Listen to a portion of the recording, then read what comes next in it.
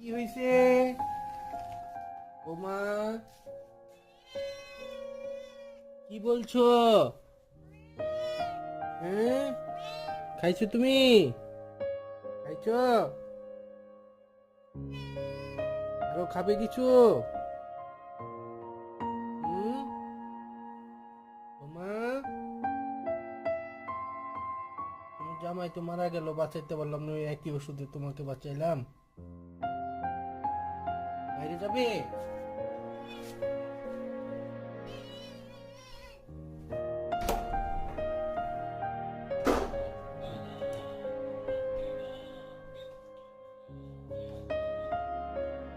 Lucy বাবা, Lucy, তোমার ভাবি চলে গেল তো।